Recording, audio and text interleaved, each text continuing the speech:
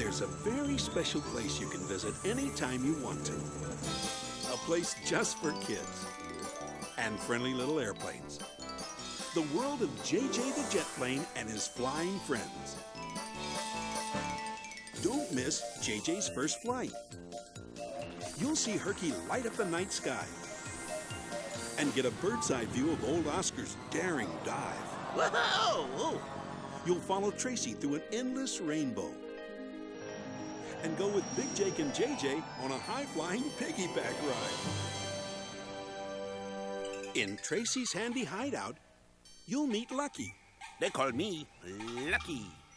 And get a close-up look at the famous sparkleberry tree. I'd love to fly with a snowman. Fly high in the sky with a snowman and Snuffy. Discover Tracy's favorite hiding place. And zoom down a mountain with Herky, the ski king of Frosty Pines. Oh. Now you can join JJ's fan club. Members receive a cotton t-shirt with JJ's picture on the front and an Easy Airlines pilot's license with your name on it. Join in the fun. Collect all the JJ videos. You'll be giving your child sweet dreams, wholesome lessons, and precious memories that will last a lifetime.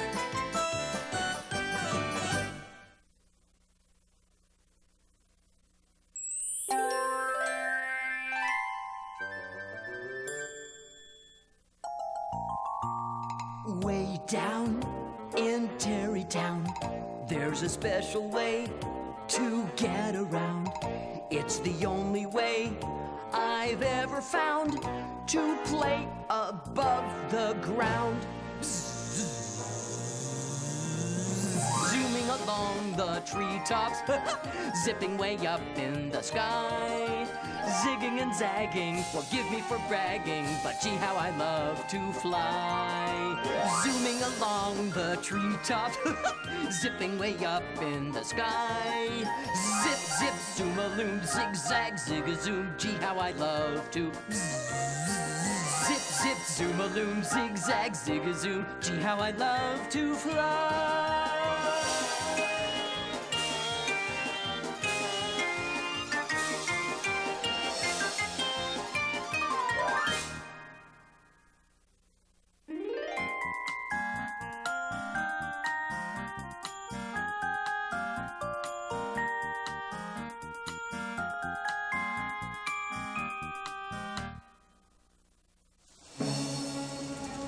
2 days of constant rain finally ended, and the gray skies over Terrytown Valley turned bright blue.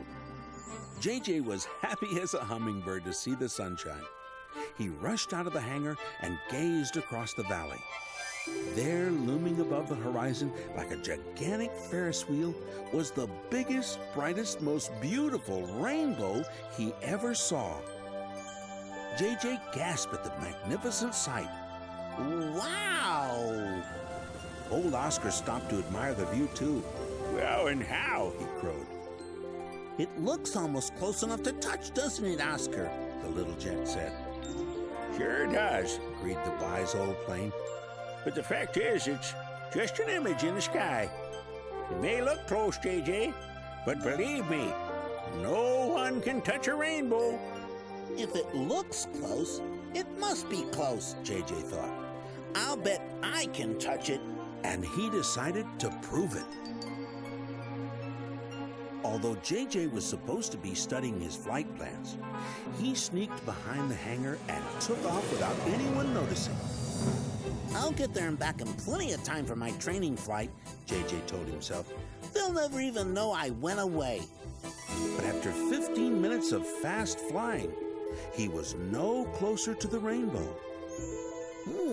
That's strange, he thought. I should have been there by now. All of a sudden, clouds gathered overhead, and the rainbow began to fade. Then it started to rain again. And moments later, the rain turned to hail. Tiny pellets of ice beat down on the little jet. He had to find some cover right away. Flying low over a hayfield, JJ spotted an old red barn that looked ideal. With the hail coming down harder, he landed, then scooted for shelter. The barn was a good idea, but there was one problem. It was filled with large bales of hay. Only JJ's head and wings fit inside, leaving his rear end exposed to the stinging hailstones. As his eyes adjusted to the dim light inside the barn, JJ saw that he wasn't the only one seeking shelter. Two farmhands, dressed in identical red plaid shirts and blue overalls, peeked over the hay bales and looked at JJ in amazement. JJ thought he was seeing double. With hailstones pelting his behind, the little jet forced a smile and introduced himself. Hello, I'm JJ. I'm Harry, one of the farmhands said. I'm Larry, said the other. Then together they said, We're twins. Moments later, almost as suddenly as it started, the hail stopped. Harry and Larry guided JJ out of the barn. Harry studied the little brown jet and said, Looks like you've got a few dings and scrapes on your rear end. Yeah, a few dings and scrapes, echoed Larry. Nothing a little sanding and fresh paint can't fix, Harry said. JJ was in a fix. He couldn't go home all banged up. Everyone would know he'd gone flying without permission. Anyone around here who can patch me up? Asked JJ. You're looking at him, Harry said proudly. We can fix anything. We'll have you fixed up no time flat, said Larry. Yep, in no time flat, agreed Harry.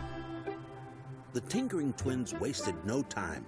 To smooth out the nicks and scratches, Harry sanded JJ's tail and rear fuselage. Then Larry applied a fresh coat of paint. Since all the work was being done behind JJ, he couldn't see what was happening. And that was unfortunate, because instead of matching JJ's brown paint, Larry used blue. As JJ took off for home, he had no way of knowing that he was now a two-toned plane. Brown in front, blue in the back. JJ raced for home as fast as he could. As he approached Tarrytown Airport, he believed that his secret outing would remain a secret. He also thought that his paint had been restored to normal by his new pals, Harry and Larry. JJ landed on a secluded field behind the Easy Airlines hangar. Quietly, he approached the hangar from the rear and peeked around the corner. At that instant, Herky shot straight up from the ground right in front of JJ's face. Herky was surprised, but it scared the wits out of JJ. The startled helicopter whirled around like a spinning top, stared at his friend's strange colors, and cried, Whoa, JJ, I love the new look. Woo! JJ had no idea what Herky was talking about.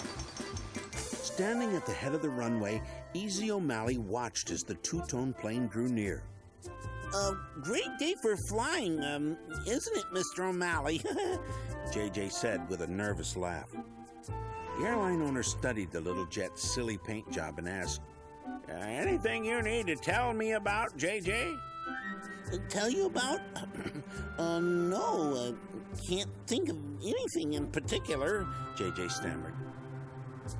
Just wondering if anything unusual happened lately, Easy O'Malley said. JJ felt he had to say something. Oh, yes, he chirped. I saw a big, beautiful rainbow this morning. JJ, let's change today's routine a little bit, Easy O'Malley said. As a warm-up, I want you to fly out to Lightning Bug Lake, then come right back. Sure thing, Mr. O'Malley, JJ said. Then, heaving a sigh of relief, he sped down the runway thinking he had gotten away with his secret rainbow chase. As the two-tone jet sailed over Lightning Bug Lake, he looked down and saw his reflection in the water. Oh, no, JJ cried. For the first time, he saw that Harry and Larry had used the wrong paint color. JJ turned and headed for home with a dreadful, sinking feeling in his heart. He knew he should have told the truth. When JJ landed at Tarrytown Airport, he saw Easy O'Malley, Brenda Blue, and Big Jake waiting for him in front of the hangar, and they didn't look very happy. Brenda was holding a paintbrush and a large bucket of blue paint. As he rolled to a stop, Easy O'Malley said, JJ, don't you think you better tell us what really happened today? JJ wished he had told the truth to begin with. And by the way, Easy O'Malley added, I hope you like that new blue color. We're all out of your regular paint.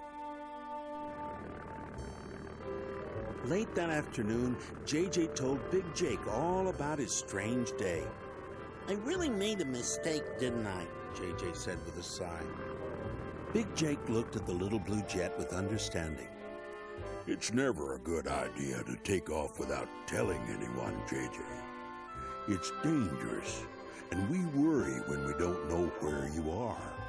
I know it was wrong, said JJ, but I feel even worse about not telling the truth. I guess I thought nobody would know. But as you found out today, when you don't tell the truth, it almost always shows, Big Jake said. From now on, said the little jet, my honesty will never be questioned. How's that? Asked Big Jake. Well, one look at me and you can tell right away that I'm true blue.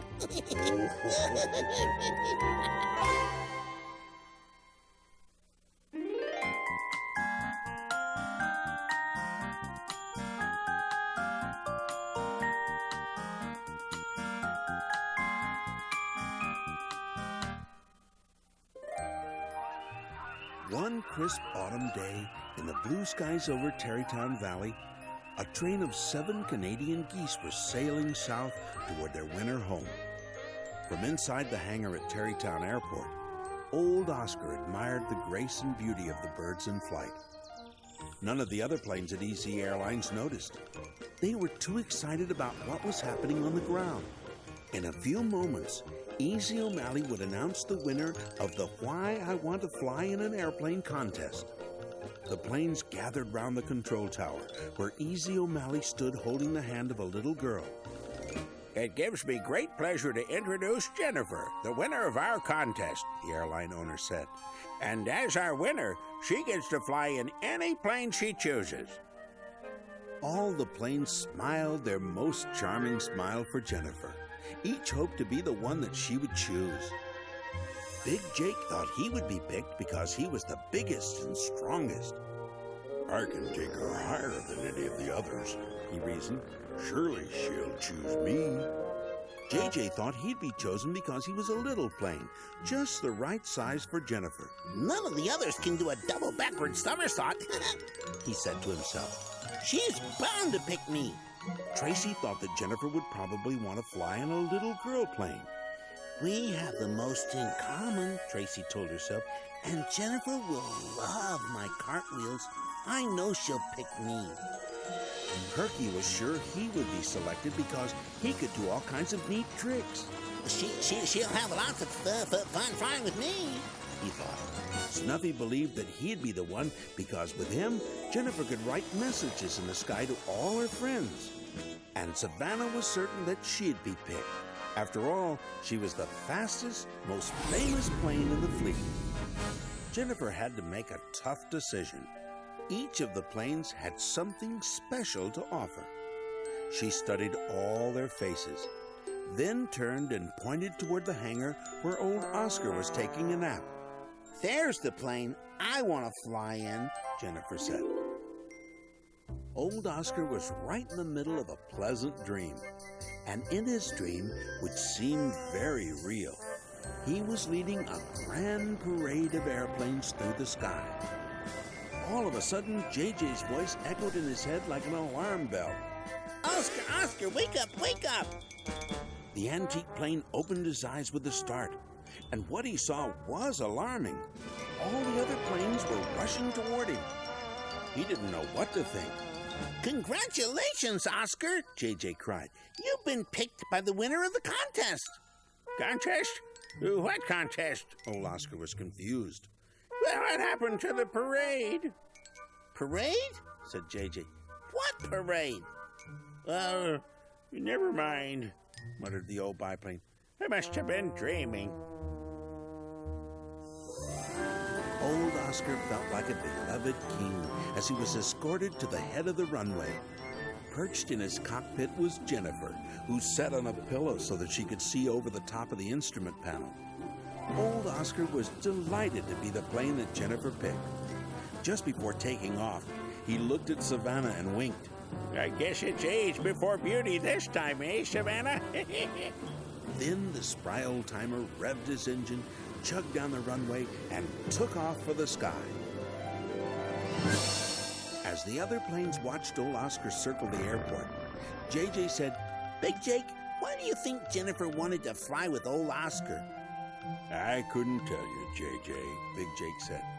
I thought she was going to pick me. That's funny, said JJ. I thought she was going to pick me. Snuffy watched as old Oscar arced over the valley. Mr. O'Malley, he said, I think all of us would like to hear Jennifer's winning essay. Easy O'Malley held up a tape recorder. Well, since Jennifer was too young to write her essay, she recorded it on tape, he said. He switched on the recorder, and instantly Jennifer's voice was heard loud and clear.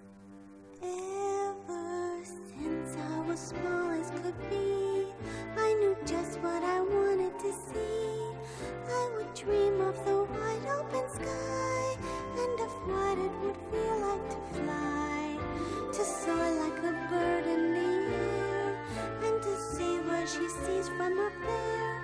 Mountain peaks, open spaces, and lots of nice places I always have wished I could share with the birds and the planes in the air. To float like a bright butterfly, to pop through a cloud and say hi. I'd stay up here till late, but my dinner won't wait, so I'd finally come down with a sigh. So that's why I hope, that's why I dream, that's why I want to fly. After a few moments of silence, JJ said, Gee, it makes you feel lucky to be an airplane, doesn't it? You know, said Big Jake, sometimes we take our everyday lives for granted, and we don't see the beauty all around us. Often I fly too high to even see the ground. I know what you mean, said Savannah. Sometimes I go too fast to even notice what's around me. Each of us should stop and smell the roses every day, even if you can't smell very well. Sniffled Snuffy, who was having trouble with his allergies. Wise old Oscar always talks about enjoying the wonders of nature, Tracy said. You know what? I think that's the reason Jennifer wanted to fly with him. Just then, old Oscar breezed in for a pinpoint landing. Pulling to a stop in front of the hangar, he smiled and said, Now that was some fine flying, if I do say so myself. All the other planes gathered around. Thanks, Oscar, Jennifer said. You were wonderful. That's exactly what I wanted. My pleasure, Jennifer, old Oscar said. In fact, I feel so good I could fly all day. Well, what are we waiting for? JJ said. It's a great day to fly. Right, said Snuffy. We want to get in on the fun, too. Remembering his dream, old Oscar said, Sounds like we got the makings of an air parade. Well, let's go, cried Herky as he shot straight up from the ground. Oscar, you lead the way. For the rest of the day, just like in his dream, old Oscar led the whole gang on a grand air parade through the skies over Tarrytown Valley. And all the planes thought about how lucky they were to be able to fly like the birds.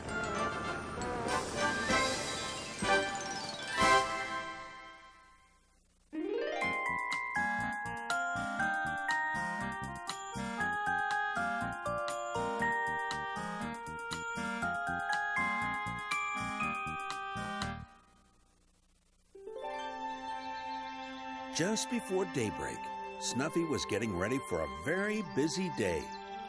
Most days the little Skyrider didn't mind a busy schedule, even with his annoying allergies. But today was different. It was his birthday, and he had hoped to have a party. They probably forgot all about it, Snuffy thought. Maybe I should remind them. When Easy O'Malley gave him the day's flight plan, Snuffy asked, Do you know what today is? Why, it's Saturday, Snuffy. Saturday, September the 4th. What I mean is, isn't there something special about today? Indeed there is, Snuffy. Yes, sirree, there is. Easy O'Malley said. There's special occasions all over the region, and you, son, will be part of them all. A dreamy orange sunrise glowed behind low-lying clouds as Snuffy arced over Tarrytown Valley. It was a lovely sight, but he hardly noticed. Snuffy was feeling too downhearted. Here he was, all alone on his birthday. His eyes began to water, and his nose began to drip. These confounded allergies are worse than ever, Snuffy told himself. He didn't want to admit that his tears were tears of sadness. Alone in the stillness of the soft morning light, he sailed across the pale purple mountains and veered west. Snuffy's first assignment was at the pretty port town of Sandy Landing. He glided along the gently curving coastline until he spotted a majestic cruise ship docked at the pier. Snuffy went right to work. In the bright blue sky above the ship, he wrote in big white letters, "Bon voyage," which means, "Have a pleasant trip." Snuffy heard the people cheering, and that made him feel good. Dipping low over the boat, he could see the happy passengers looking up at him. He gave them a broad smile, tipped his wing, and then sped away. From Sandy Landing on the west coast, Snuffy headed north to Carson Falls. It didn't take him long to spot the birthday party at City Park. He circled the picnic area, and just above the party full of gleeful children, he wrote, "Happy Birthday, Billy." Snuffy looked down and saw the children's sunny faces looking up at him. Their smiles and their giggles made him feel warm inside. From the birthday party in Carson Falls, Snuffy headed east for the big city of Peabody. On the way, he thought about his own birthday, and he wondered why no one remembered it. Before long, he was flying over Peabody Stadium, home of his favorite baseball team, the Peabody Tigers. He circled low to get a good look, and as luck would have it, the home team was at bat. Snuffy quickly went to work. In the sky just above the center field fence, he wrote in bright yellow letters, "Go Tigers!" The moment he finished, there was a loud, ringing crack of the bat, followed by a deafening roar. Snuffy looked down and was amazed to see the baseball whizzing up toward him. Speeding by within inches of his nose, the ball sailed out of the stadium for a colossal home run. Snuffy was delighted that he brought his team good luck. And as he dipped low for a final pass over the ballpark, he thought he heard the crowd chanting his name. Although his official duties were done and the hour was getting late, Snuffy decided to make one more call. Whenever he had time, he made a special run to the Children's Hospital in Ridgeway. As was his custom, Snuffy circled the hospital several times, beeping his horn to announce his arrival. As soon as he saw the children's eager little faces pressed against the windows, he raced up into the sky and wrote, "Get well soon. Love, Snuffy." Then he framed the whole message with a big red heart. Snuffy could see the children smiling, and their smiles melted his heart. By the time Snuffy left Ridgeway, it was already dusk. As he cruised homeward through the vast twilight, he thought about everything that had happened. He thought about the happiness he had brought to so many people, especially the little children in the hospital. He thought about the way they smiled at him and the unforgettable sparkle in their eyes. He realized that their happiness had made him happy, and he felt good inside. It's fun to do nice things for people, Snuffy thought. You know, this hasn't been such a bad birthday after all. Thousands of twinkling stars danced in the night sky as Snuffy neared Tarrytown Airport. He saw the beacon light cutting through the darkness, then the runway lights on the ground. As he landed and taxied toward the hangar, the airport seemed strangely deserted. Then, all of a sudden, there was a burst of brilliant white light, and for a split second, Snuffy was blinded. When his eyes adjusted, he saw a bank of floodlights shining on a huge banner draped across the front of the hangar. And on it, written in giant letters, were the words, "Happy Birthday, Snuffy." Out of nowhere, all the other planes rushed out to greet him, and every one of them was wearing a snazzy party hat. "Surprise!" they all yelled at once, and confetti rained down from the control tower until all of them were covered in tiny paper specks of orange and green and yellow and pink. Snuffy smiled from wing to wing. "Gee," he said with a sniffle, "I thought nobody remembered." No way we'd forget your birthday, Snuffy, Tracy said. We just wanted to surprise you, said JJ. We're your family, Snuffy. We'd never forget, said Big Jake, who looked very silly in his little party hat. That's right, said old Oscar. We never forget. I love all of you very, very much, Snuffy said. And don't any of you ever forget that. Then, batting away tears of joy, he said, I really must do something about these old allergies.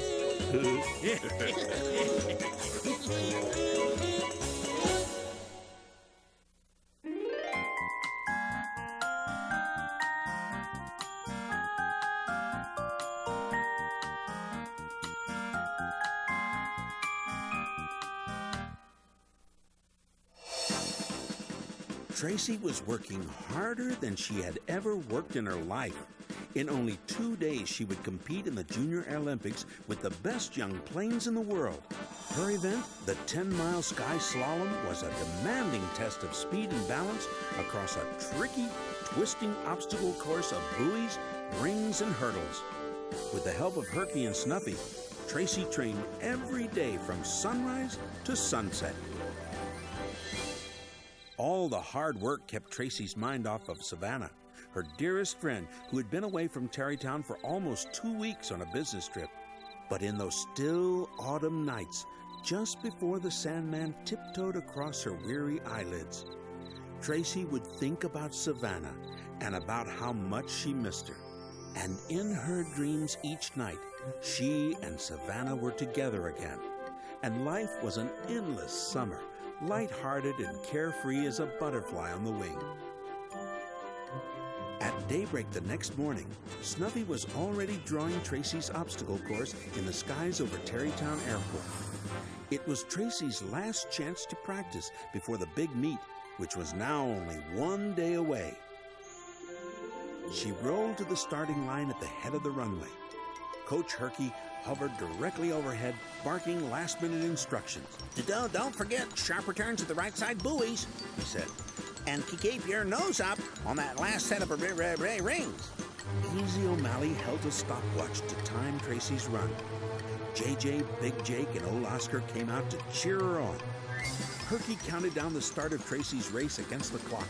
The 3, 2, 1. Kablam! Herky made himself backfire with so much force, he tumbled forward like a tumbleweed in a wind tunnel. Following her coach's instructions, Tracy flew brilliantly. She zigged and zagged. She zagged and zigged. She executed steep climbs that ended in hairpin turns and daring dives that required precision timing. At lightning speed, she swerved through the final ring, then turned sharply and raced downward for a landing. Tracy's friends cheered as she streaked across the finish line. Easy O'Malley flicked the stopwatch and called out, 4 minutes, 8 seconds. It was Tracy's best time ever, and just 5 seconds off the record. Great run, Tracy, cried JJ. You were terrific. Best run I've ever seen, clucked old Oscar. And by golly, I've seen quite a few. Big Jake smiled at Tracy. Looks like all that hard work has paid off, he said. Thanks, Big Jake. I just hope I can come out a winner. Tracy, you're already a winner, he said. And no matter what happens tomorrow, it'll be a wonderful day you'll always remember. Tomorrow will be a wonderful day, Tracy said. It's the day Savannah comes home. Hundreds of spectators jammed into Paralympic Stadium the next day to watch the world's most talented young planes compete. 15 minutes before a race, Tracy peeked out from the ramp at the north end of the stadium. She had never seen so many people in one place. It seemed to her that the whole world was there. The only one missing was Savannah. A few minutes later, as Tracy waited for the start of a race, Coach Herky provided a few last-second words of encouragement. You can do it, Tracy. Remember, just stay focused. Just do what you've been doing in practice, and you can't miss. All Tracy had to say was, I wish Savannah was here. in the broadcast booth high atop the stadium, television reporters were covering the event for a nationwide audience. Welcome back, folks. This is Early Gaines along with Erica Zepp. We're down to the final contestant in the exciting 10-mile sky slalom. That's right, Early. Her name is Tracy. She's representing Easy Airlines, and she's wearing the number 6. Well, she's certainly got her work cut out for her today, Erica. No doubt about it, Early. The leader in this event has set a new world record of 4 minutes flat. As she waited at the starting line, Tracy tried to concentrate on the race, but all she could think about was Savannah. Unfortunately, before she could refocus her thoughts, the countdown began over the loudspeakers. 3, 2, 1, kaboom! The countdown was abruptly interrupted by a thundering blast that shook the stadium to its rafters. A streaking plane passed overhead. It was Savannah making a grand entrance. She's here! She's here! Tracy shouted. By the time Tracy launched herself at the starting line, she was tingling with excitement. The thrill of seeing Savannah propelled her to a higher level of performance. It was a magic moment. Somehow she was flying faster than ever before, with more confidence than ever before, with more balance and grace. Everything she did came effortlessly. Tracy was flying the greatest race of her life. Up in the broadcast booth, Early Gaines and Erica Zepp were impressed. 2 minutes flat at the halfway mark, Erica. She's got a shot at the record. And what a surprise she is, Early. Tracy the Jet Plane. Remember that name, folks. She's a star on the rise. Tracy knew she was flying the race of her life. Approaching the final obstacles, she gave it everything she had, then sprinted for the finish line. Early Gaines and Erica Zepp called the finish of the race. Wow, Early, what a performance by Tracy. She came in at 4 minutes 1 second, Erica. Just 1 second behind the new record holder.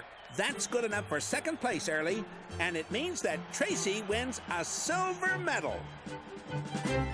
As she rolled to the sidelines, all of Tracy's friends were there to congratulate her. You were wonderful, Tracy, JJ cried. As usual, Herky hovered above the crowd.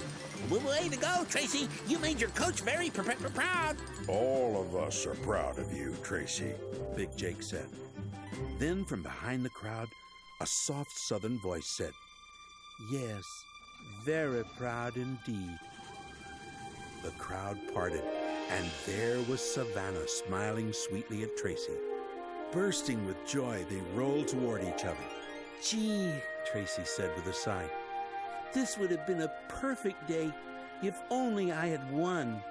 Savannah gave her an adoring look and said, "Tracy, you may not have finished first, but look at what you accomplished. You should feel very proud." Tracy thought for a moment, then said to all her friends, Savannah's right. You don't have to finish first to feel like a winner. All that hard work and practice helped me fly better than I ever dreamed possible. And you know what? I feel like a winner because all of you were here to cheer for me. Without you, none of this would have happened, and none of it would have mattered. Best of all, my very dearest friend in the world was here too. This is the happiest day of my life.